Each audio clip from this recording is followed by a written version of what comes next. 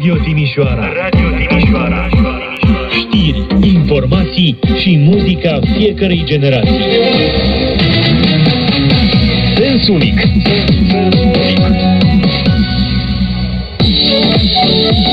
Din păcate spun, ora asta schimbăm macazul. Când Orientul Seară speculații din partea unor actori economici pentru că o crește.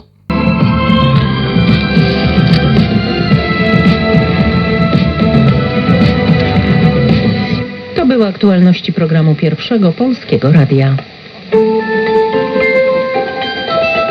感种稻禾在7、8月抽穗扬花的样子，这种期待的感觉很好。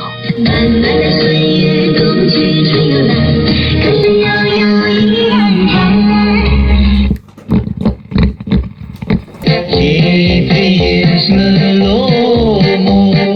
Morekai nu shela, ya tu sti do cemo.